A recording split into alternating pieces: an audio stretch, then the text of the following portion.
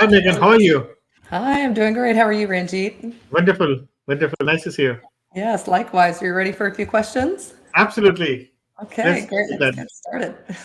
So, today's featured question is: are there any unconventional recognitions that could potentially qualify as awards under the EB1A criteria? Absolutely. It's a very wonderful question, Megan, because typically when we see awards that, we visualize that there is a nice trophy, somebody is getting nice shield, and somebody is being presented an award. But, sometimes unconventional recognitions can also indeed qualify as an award under EB1A criteria if they meet the necessary standards of, let's say, selectivity, prestige, and impact in the field. Now let us discuss some of the kind of what are there could be some of the options which are there. Let's say there is something called as specialized awards that may not be widely known but hold prestige within a very specific niche. That could be very helpful actually. But these awards must demonstrate a very high level of selectivity and significant impact in the field. So somebody may be, let us say, a DNA researcher, and somebody gets a niche award which is not publicly that way known, but it shows that you have done an impact. So that is one. Now, EB1A also allows you to be more creative, and in my opinion, sometimes even digital and social media recognitions, such as being named as a LinkedIn top voice, receiving notable mentions on significant platforms like TED, could also be potentially considered. And these recognitions need to show that they are highly selective and recognized for outstanding contributions within the field. Third, there could be some cultural and community awards. Let's say they highlight significant contributions to, cultural, social, or community initiatives if they demonstrate individuals' impact, expertise, and leadership. Let's say being honored by a prominent community organization for significant societal contributions because of your expertise could also be included. Number four would be innovative contributions. Let's say recognitions for groundbreaking work such as patents, innovative product launches, significant technological advancements. These are because of your work that you are being given some kind of a recognition, and some entity may like to give it to you. So that is also considered or potentially could be considered or presented for as an award. Something, if you're a musician or an artist or other creative professionals, award for exhibition, performances, or publications that you receive a very critical acclaim, that might potentially, kind of be recognized as an award. And most interesting thing, which especially people from tech field, you may not get a conventional award, but let's say somebody secures a startup funding. So securing a substantial venture capital or angel investment for a startup, can actually demonstrate a significant recognition also, in my view, especially if it is a business field. The reputation of investors, the selectivity of the funding process, and the potential impact of the startup can all be used to support this criteria. For example, being funded by a top tier venture capital firm known for its selective investment process can be a strong point for your EB1 petition. Now, many people do ask that, okay, fine, look, I cannot get a startup funding because it's not a private, public body or a non-profit body. But let us say, even if you receive a grants, so selective competitive research grants from reputable institutions like National Institute of Health, National Science Foundation, or similar bodies could potentially be used also as an evidence for extraordinary ability. But what is the selectivity of the grant process, the significance of your research, the impact of the findings are critical aspects to these grants. So, just to summarize, we have specialized awards. Number two, digital and social media recognitions. Number three, cultural and community awards. Number four, innovative contributions. Number five, artistic and creative fields. If there is some kind of a recognition, startup funding, and receipt of grants. So there is beautiful way in which you can utilize the EB1A jurisprudence to your advantage. I hope that answers your question, Megan. Yeah, definitely does. Thank you. And can you talk a little bit about how we would actually document those evidences? Oh, wonderful. Because here, while presenting the unconventional recognitions, number one is the prestige and reputation of the award or recognition, then selectivity and criteria, impact and significance, and endorsement or reference. These are very important actually for this particular case. And if you produce right documentations, it could be very useful. But the one thing that is most important is there has to be a consistency with reference to your expertise, which is very much important here actually. Let me put it that way. But if you're, documentation, copies of certificate, letters of recognition, official announcements, if there is a media coverage, testimonies, letters from industry experts or recognized authorities attesting to the prestige for the recognition, award, or the impact of your work. What was the award criteria? Who were the judges involved into this? So if you can, or past awardees, who were your potential competitors? Now, these examples illustrate how unconventional recognition could potentially meet the EB1A criteria, Megan. Gotcha. And so, as far as those criteria, do you feel like there's anything else that you want to add, or are you ready to move on to the other questions that we have? Oh, that's wonderful. I think one can always talk more. And of course, there are conventions, and this could be also interpolated to the traditional awards. Also, what we said. But one thing definitely I would like to add here is if it is an unconventional award, you may need, let's say, for example, media, the social media recognition, whether LinkedIn Top Voice or something. I would also add that perhaps some kind of a case laws, legal doctrines, or statute should also be mentioned actually specifically.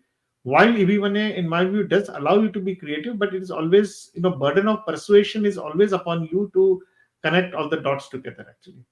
So, Right, exactly. Yeah. Well, wonderful. Thank you so much for going into detail on that. And now we'll move on to our first question. This is from an anonymous member.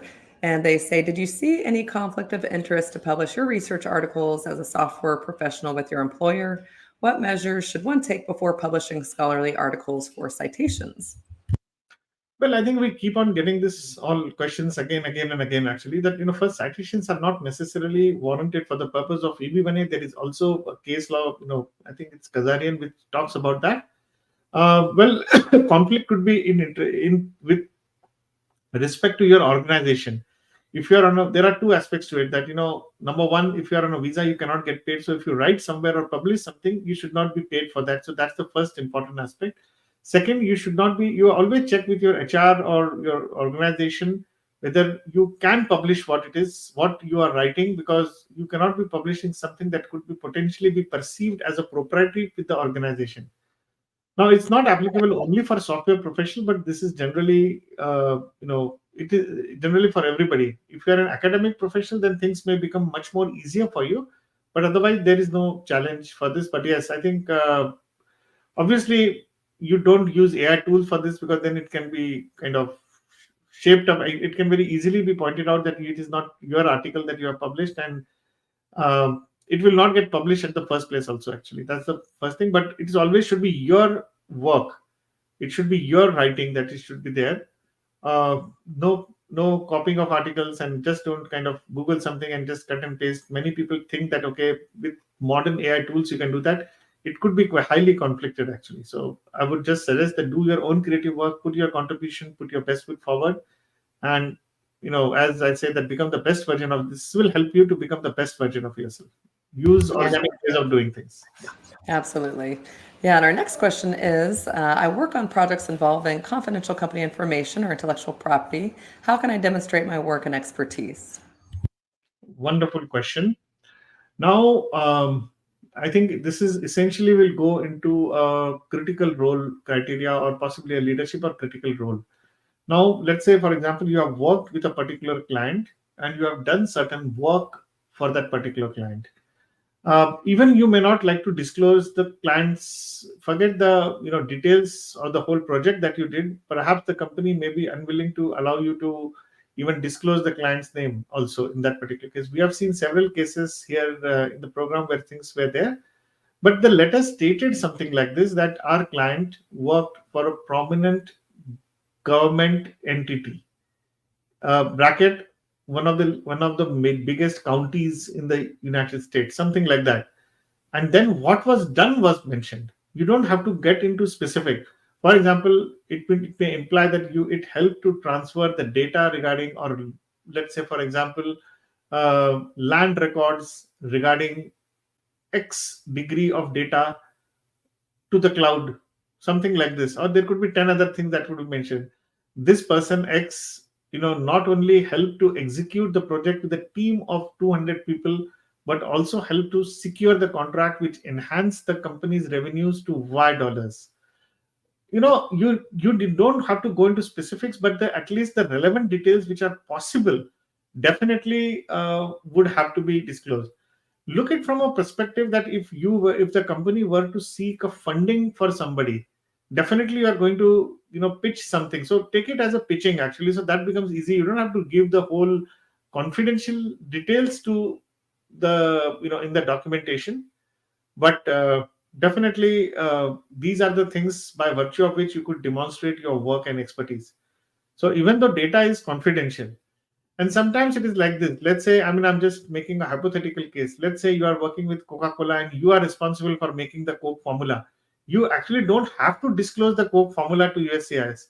In this case, what you would say is that, well, the company would say, rather, not you, that, okay, fine, Megan has been, has developed a formula which helps to kind of create a beverage which has sold X number of bottles over a period of this and bringing us a revenue of Y. It had a brand endorsement. The person was totally responsible for doing A, B, C, D, E. But you don't have to give the granular details in terms of actually the formula or what has been patented. If there is a patent, you could talk about it also. And what is publicly available, you should give it that. Actually, I would say this. So it's not a very complex thing, Megan, but it is very much doable. And we have seen that happening, as you are aware, in our program also. Yep, absolutely. And our next question comes from Sanjay. He has questions regarding the Next League program. He says, if I join the Next League program, will someone help in reviewing the drafted support letters and recommendation letters? Of course, Sanjay, what we do in our program when you reach a stage when you're working with a lawyer, fundamentally remember the lawyer is your best advocate for this. But yes, we do have in our agreements, that we will work with the lawyer and offer educational inputs. So we do want to support each and every candidate because we are invested in every candidate. You have learned from us, you have done things from us. We want to make sure that you get your EB1A as efficiently as possible, and we are there to kind of guide every student in the program from an education perspective, and we are happy to work with your lawyer for this. So that's how I would respond to this. Great. And the next question is from an anonymous member, and they say, how will your program help me write and publish papers? Oh, wonderful. We don't help you to write and publish paper. We don't have source. We don't have a publication for that. But we teach you, like, for example, in the earlier question, we did say that, okay, fine, do I have to be mindful of it? So definitely there are tools. We will equip you, which are the good journals, where to reach out to, how to reach out, how to communicate, how to be part of editorial team, how to write articles, how to establish your expertise, what are the areas that you should focus on. There are specialized sessions by multiple EB1 achievers on how to kind of, write, even publish, and even possibly seek citations in a most ethical and a legitimate way possible, actually. So definitely this program, as I said, that is focusing on you doing things. This is a coaching program. It's not a done for you service where somebody is going to write for you, actually physically write for you, but we will be kind of supporting you in all your endeavors with reference to this.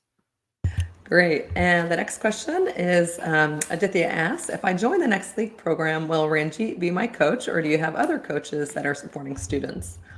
Obviously, there are 3 tracks in the program that we have, Aditya. The first track is your principal coaching with me. That's a principal track. Then we have a group coaching with a lot of people coming in. Even I would be there. And you will have tons of, your questions will be answered by multiple people all across. And last but not the least, you also have access to learning resources in the past sessions. If you miss some session, you can definitely attend something out there. So Megan, Great. let's take the last question actually. Okay, last one from an anonymous member. It says, I need help getting featured and getting media attention. How would the Next League program help with this? Oh, wonderful. Before I answer this question, Megan, I think we have somebody, Deepthi, coming on the stage. So I will get Deepthi here and let's see what she has to say. Okay. Oh, great. Hi, Deepthi. How are you? Are you there, Deepthi? You are mute right now. You have to unmute to speak. I think Deepthi has clicked the link, but she is not able to hear us. So I am removing her. And when Deepthi is ready, I will ask her to come back. So thank you, Deepthi. Please let us know. Please put your message in the chat and we'll have you back here. Thank you. Okay. So I think from your question regarding media, Megan, what you are trying to ask actually is something. First, we have to understand that not that you want to seek a media attention that is important. First, it should be relevant to your work. For example, if you're working, let's say I'm just making a hypothetical example, it could be you're working with Microsoft, you're working with Google, you're working with XYZ company, whether your company allows you to go on media, that's the first thing. Whether your expertise and your work should resonate with the media. It's the second thing. Just, and I can tell you, I think we did a very focused session on this. Media is one of the most difficult criteria to fulfill because of restrictions that you may have. Does your employer allow you to be coming on the media? Because we have seen certain things that have happened wherein people face some challenges because they could not come on the media at the first place. That having said, if assuming that you fulfill all successful metrics, that okay, fine, you can come on the media and you can potentially, speak about your work, then definitely, we have seen our people getting into Forbes, we have seen people getting into New York Post, Washington Post. They have been featured, they have been quoted, their notes have been, their expertise has been quoted. Definitely will be more than happy to, kind of help you around actually. So that's kind of how to do it. But as I said, it's not for done for your service, and it is not a guaranteed thing. You have to be profound and proficient enough that the media would love to publish about you or about your work, and quote you. You have to be sounding as an expert in this particular case. So Yeah. that would be my take, Megan. So let me try Deepti again, and if she is okay, we'll do it. Otherwise, we'll close the session. Oh, it is. I think she has some net issues. So, thank you very much, friends, for joining us today. And if there are any questions you have, please write to Megan or me. We'll be more than happy to respond. And if you're looking to join the next week program, please reach out to Megan and in the link given below. And we look forward and wish you all the best in your EB1A journey. Thank you very much, friends. Bye. Thank you. Bye bye.